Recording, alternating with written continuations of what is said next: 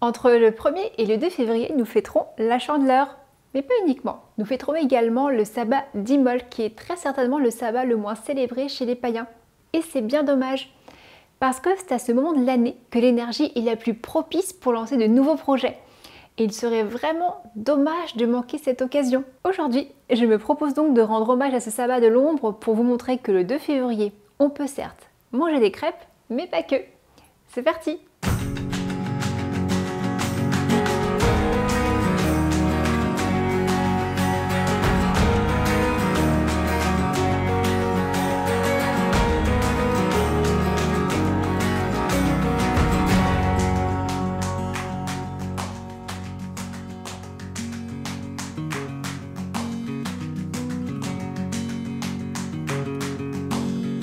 Bonjour mesdames, bienvenue sur ma chaîne, moi c'est Katie. Dans cette nouvelle vidéo, je vous propose de poursuivre ensemble notre voyage sur la roue du temps, la roue de l'année celtique. Nous avons déjà traversé ensemble deux portails, celui de Samhain le 31 octobre et celui de Yule le 21 décembre, auquel j'ai consacré des vidéos complètes. Je vous remets les références en barre d'infos. Nous voici à présent aux portes du sabbat d'Imbolc qui aura lieu entre le 1er et le 2 février. Donc à mi-chemin du solstice d'hiver et de l'équinoxe de printemps. Alors à Imbolc, enfin ça s'écrit Imbolc mais on ne prononce pas le B, donc Imbolc, c'est un sabbat qui est un peu moins documenté que les autres, bien que son existence soit bel et bien référencée dans le calendrier de Coligny. Le calendrier de Coligny, c'est un calendrier gaulois qui date du 2e siècle après Jésus-Christ et qui constitue, comme vous pouvez l'imaginer, une source d'information extrêmement précieuse pour les historiens, car il documente les anciennes traditions religieuses et donc nous renseigne sur la conception que les Celtes avaient du temps, sur leur connaissance astronomique, mais aussi sur la tradition druidique. Ce calendrier, il a été découvert à Coligny en France, donc il atteste des pratiques de nos ancêtres, ou tout du moins d'une partie.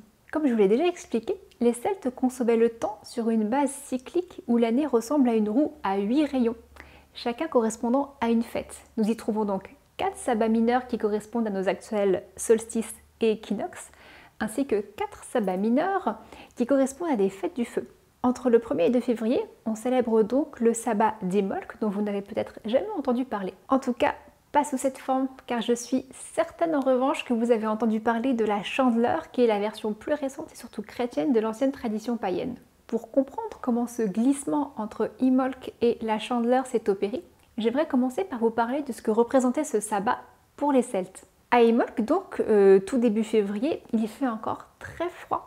Néanmoins, c'est à cette période que la Terre commence à se réveiller et que l'on peut observer les tout premiers signes du printemps. Alors je sais que vous pouvez être sceptique par rapport à cette affirmation parce que le mois de février est habituellement encore très froid et la neige n'est pas rare. Pourtant, même si vous ne le voyez pas encore, le printemps arrive bel et bien. La terre commence à dégeler, certaines fleurs émergent pour donner le signal. C'est le cas des perce-neige, des crocus et des jonquilles notamment. Et dans la conception celtique du temps, rappelez-vous, le début de l'hiver ne commence pas le 21 décembre. Le 21 décembre, en réalité, ça représente le cœur de l'hiver, son apogée, le moment le plus profond. Au 1er février, c'est donc la fin de l'hiver et le début du printemps. Et ce que nous considérons comme le printemps, donc le 21 mars, c'était pour les anciens l'apogée du printemps. À Imbolc, la nature commence à se réveiller de son long sommeil.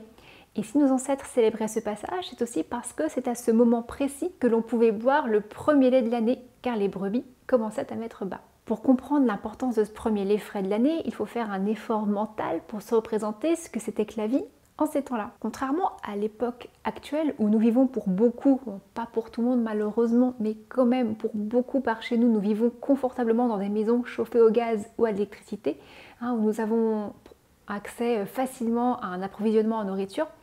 Autrefois, l'hiver était une période dangereuse pour la majeure partie de la population. Les températures tombaient très bas, il fallait réussir à se chauffer pendant toute la saison froide uniquement avec le bois qu'on avait pu mettre de côté. Et il fallait aussi consommer ses provisions avec parcimonie, sous peine de mourir de faim tout simplement. Et on était souvent enfermés chez soi avec les animaux pour justement générer plus de chaleur. Les bébés ne survivaient pas tous à ces conditions hivernales et la mortalité infantile était donc très élevée durant la saison froide. Et comme vous le voyez, on n'était pas complètement en sécurité. De fait, vous imaginez combien les premiers signes du printemps pouvaient rassurer les hommes et les femmes d'autrefois.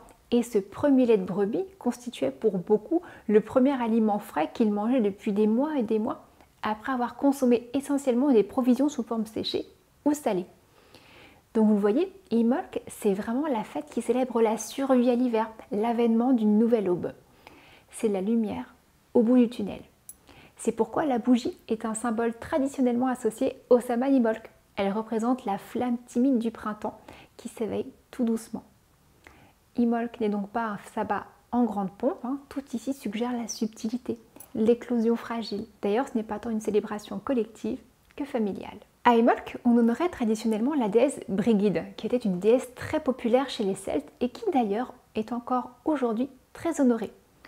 Brigid, c'est une déesse qui se manifeste sous 3 aspects, la jeune fille, la mère et la vieille femme.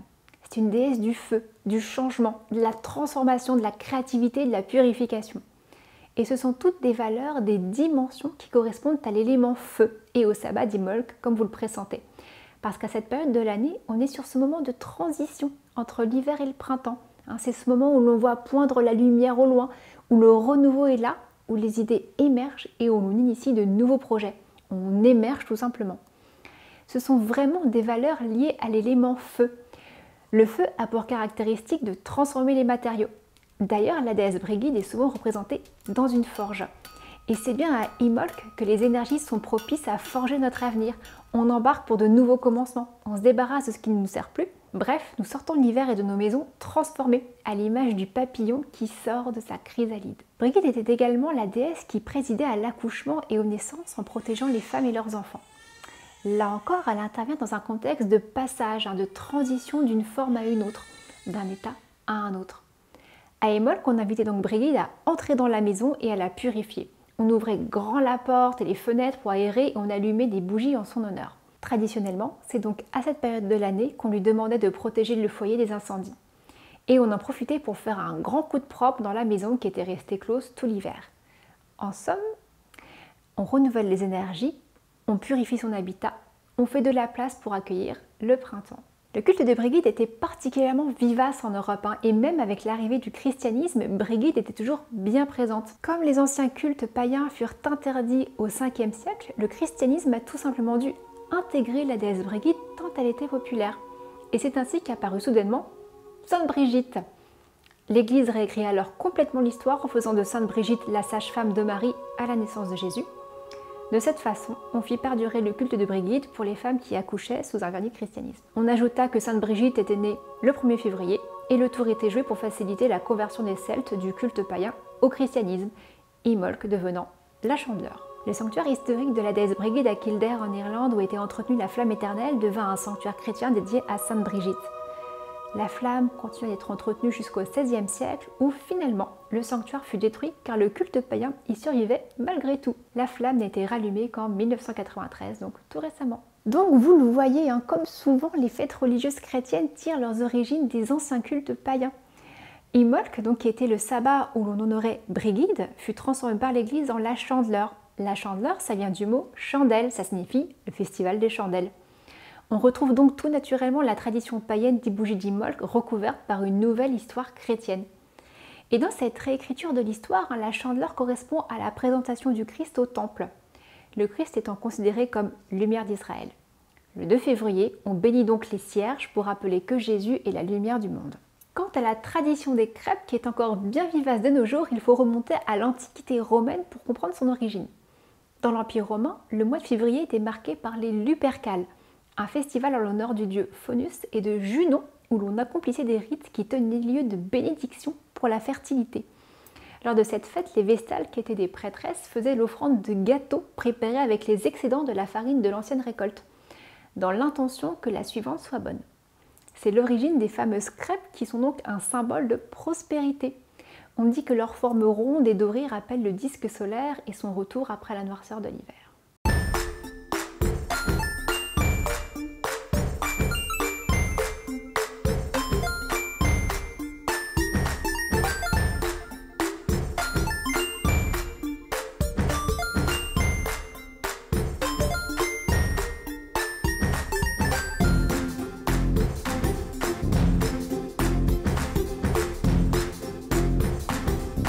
Il s'est passé quelque chose d'un peu merveilleux pendant qu'on faisait les crêpes. Il y a eu une coupure généralisée de courant dans tout le quartier et on a dû manger les crêpes à la lueur des bougies.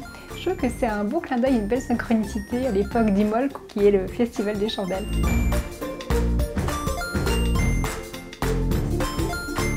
Comme vous le voyez, février est un mois que l'on associe communément à l'arrivée du printemps, au réveil de la Terre et au retour du soleil. D'ailleurs, à différents endroits du globe, il existe des coutumes qui sont reliées à cet événement. Par exemple, aux États-Unis, le 2 février, c'est le jour de la marmotte. Si vous êtes de ma génération, vous connaissez sûrement le film Un jour sans fin avec Bill Murray, qui se passe justement à ce moment précis de l'année. Once again, the eyes of the nation have turned here to this tiny village in western Pennsylvania. Blah blah blah blah blah. There is no way that this winter is ever going to end. Et aux États-Unis, le 2 février, la tradition veut que l'on observe une marmotte sortir de son terrier. Si elle voit son ombre, donc si le soleil brille, cela signifie qu'il reste encore 6 semaines de temps hivernal. Si au contraire elle ne voit pas son ombre, donc que le temps est nuageux, cela annonce la fin de l'hiver. There's what he says. Punxsutawney Phil! Bill, we got two scrolls here. One is winter, one is summer. What do you think, buddy? Huh? Cette célébration est très importante aux États-Unis, elle rassemble beaucoup de personnes. Mais cette pratique qui a été très popularisée par le film est néanmoins très présente également en Europe, où les hommes observent les animaux ce jour-là pour prédire le temps. En somme, à Imolc, c'est la sortie de l'hibernation, le retour à la vie. Vous l'aurez compris, à Imolc, nous fêtons plus communément la Chandeleur, et pour la grande majorité d'entre nous, la dimension chrétienne en a été ôtée. Il ne subsiste quasiment que la tradition des crêpes. Tradition que j'aime beaucoup d'ailleurs, c'est l'occasion de passer un bon moment en famille, de se mettre du baume au cœur après les longs mois d'hiver. D'autant que souvent le mois de janvier est quand même assez éprouvant, comme je vous le disais dans une précédente vidéo consacrée à la déprime hivernale. Donc à mon sens, l'arrivée de février, c'est véritablement la lumière au bout du tunnel, au sens propre comme au figuré. À la fois les jours s'allongent de plus en plus rapidement, on gagne davantage minutes de soleil, et au sens figuré, dans notre énergie interne, c'est le réveil de nos envies. Un réveil certes timide, mais bel et bien existant si vous prenez la peine de l'observer. Ça vaut bien la peine de faire des crêpes en famille. Mais pas uniquement. Souvenez-vous, Imolc concerne les commencements et les transformations induites par le passage de l'hiver au printemps. L'hiver est la saison de l'introspection par excellence, où l'on est moins replié sur soi que concentré sur soi, où la pensée profonde est encouragée naturellement par les circonstances. On est davantage chez soi, les activités sont limitées, le tonus est moindre. Notre énergie est donc moins expansive qu'introspective. À la sortie de l'hiver, normalement, pas mal de choses ont bougé à l'intérieur. On a davantage de clarté sur ce qu'on veut faire, sur ce que nous ne voulons plus faire. Certains projets sont devenus obsolètes alors que d'autres ont surgi dans notre esprit. Précisément, à Imolc, donc au début du printemps, c'est le moment de conscientiser ce tri que nous avons fait, même parfois de façon inconsciente d'ailleurs, pour trier le bon grain de l'ivraie et choisir quelle graine vous voulez planter. Précisément, à Imolc, on fait de nouveaux plans, on plante de nouvelles idées. C'est un moment de planification, d'organisation. C'est une activité que vous pouvez faire aussi bien seul qu'en famille. Concrètement, ça consiste simplement à se poser dans le calme et se demander « Qu'est-ce que j'ai envie de faire, de développer ?» Mais aussi « À quoi je ne veux plus consacrer mon temps et mon énergie ?» Ça peut aussi bien être des petites choses du quotidien comme des choses plus grandes qui vont impacter toute la trajectoire de votre vie. Et au niveau familial, c'est aussi un bon exercice de se demander ensemble, ou du moins les parents ensemble si les enfants sont trop petits, qu'est-ce que nous voulons mettre en place au sein de notre foyer? Quelles sont nos envies? Mais aussi, qu'est-ce qui doit cesser? Je vous encourage à faire participer les enfants autant que possible s'ils sont en âge, de les impliquer dans la logique familiale, dans la trajectoire. Ils ont souvent bien des choses à dire. Et une fois que ces choses sont dites et même couchées sur le papier, planifiez leur mise en œuvre, échafaudez le plan d'attaque. Vous verrez que cette direction consciente que vous donnez à votre vie fera la différence et que vous en récolterez bientôt les fruits. Mais ça, on en reparlera pour un autre sabbat. Je pense que c'est également le bon moment pour accompagner ce processus réflexif d'une action concrète de désencombrement. Vous le savez, je suis adepte du minimalisme. Je vous en ai largement parlé dans une vidéo où je témoigne de ma vie familiale en micro-logement. Dans cette vidéo, je vous expliquais tout le processus qui m'a amené au minimalisme et à la prise de conscience que ça était. J'en suis toujours intimement convaincue, même si je vis désormais dans un appartement beaucoup plus grand. Et justement, plus on a d'espace, plus on accumule de choses. Et malgré ma philosophie minimaliste, je remarque que cet hiver, j'ai accumulé pas mal de choses, que mon espace s'est beaucoup encombré et que je me suis laissée un petit peu déborder. Et ce dont je suis absolument convaincue, c'est que cette accumulation de choses occupe non seulement un espace physique, mais aussi un espace symbolique. Bien plus encore, j'affirme que cet encombrement empêche à un niveau subtil l'arrivée de nouvelles choses, de nouvelles opportunités dans notre vie. Pour permettre à la magie d'opérer, il faut lui en donner l'espace. On ne peut pas remplir une coupe qui est déjà pleine. À mon sens, Imbolc, c'est vraiment le moment de l'année particulièrement propice à ce désencombrement pour vider cette coupe trop pleine.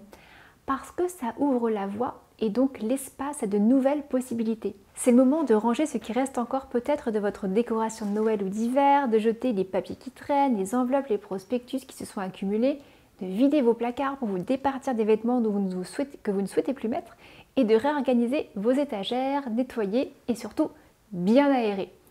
À Imbolc, souvenez-vous, la déesse Brigid était invoquée dans les foyers pour le purifier et le protéger des incendies. Cette purification passe également largement par l'aération, notamment parce qu'en hiver, on a tendance à garder la maison davantage fermée pour conserver la chaleur. Mais évidemment, cela crée un air impur et au niveau symbolique une asphyxie énergétique. L'énergie a donc besoin d'être renouvelée. À cette occasion, vous pouvez ajouter à vos produits de nettoyage quelques gouttes d'huile essentielle d'eucalyptus ou encore de sapin pour soutenir cette oxygénation, cette purification. D'ailleurs, je ne sais pas pour vous, mais moi, ça fait déjà plusieurs jours que j'ai très envie de faire du ménage, de ranger, de réorganiser. Très clairement, ça fait déjà quelques temps que je sens l'énergie d'Imbolc qui monte comme ça. Ça donne des envies de propreté, d'espace, plus globalement.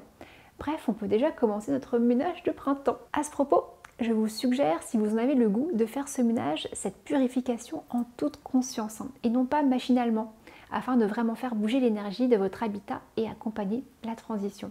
Vous pouvez aussi opérer une purification énergétique en faisant une fumigation avec des plantes purifiantes ou même des branches de sapin qu'il vous reste de Yule. Pour la question de la fumigation et de comment faire, je vous renvoie à ma vidéo sur le home blessing où j'apporte ce sujet. Je vous remets la référence en barre d'infos. Une autre activité que je trouve particulièrement indiquée à Imbolc, c'est d'aller chercher et choisir les graines que vous aimeriez planter quand le printemps sera un peu plus installé. Commencez à réfléchir à ce que vous voulez faire germer. Et même pourquoi pas planter quelques graines qui pousseront facilement en intérieur, comme des aromates dans votre cuisine. Ça aussi, c'est une chouette activité à faire avec vos enfants pour Imbolc et les impliquer dans cette tradition si c'est votre souhait. Alors bien sûr, là je parle d'aromates, mais vous pouvez choisir n'importe quelle graine qui pourra germer en intérieur.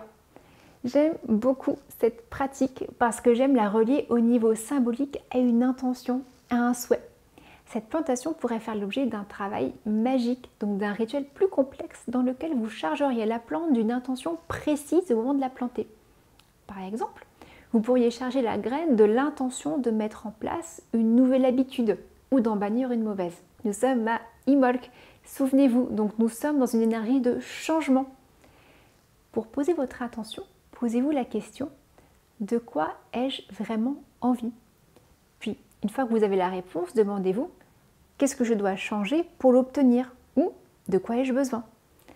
Et vous obtenez votre intention pour votre petite graine.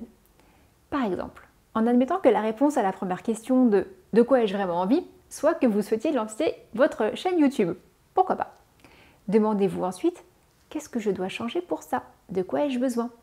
Et la réponse est peut-être que pour cela, vous avez besoin de temps à y consacrer et donc que ça va vous demander de mieux vous organiser. Donc, vous planterez une graine avec l'intention de mettre en place de nouvelles habitudes d'organisation. Si cela vous parle, vous pouvez invoquer la déesse Brigid ou du moins ce qu'elle incarne en termes de transformation pour soutenir votre rituel ou votre projet. Prenez par la suite grand soin de votre petite graine. Comme je vous l'ai dit, à la Chandeleur, les chrétiens consacrent les cierges. À titre personnel, c'est à Imbolc que je consacre mes bougies, notamment en vue de mes pratiques magiques et ésotériques à venir. J'aime beaucoup travailler avec les bougies, d'ailleurs, entre parenthèses, si le sujet de la magie des bougies vous intéresse, dites-le moi en commentaire et j'y consacrerai une vidéo.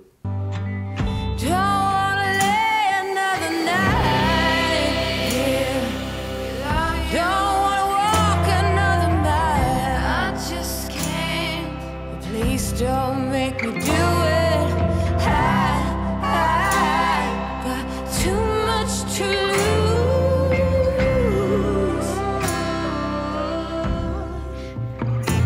I've got too much to lose. Too much to lose.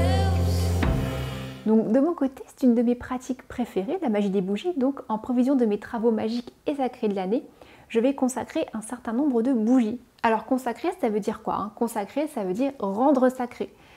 Ça veut dire que la bougie que vous allez consacrer sera dédiée à certains travaux à caractère sacré, magique, et pas juste à décorer une table par exemple.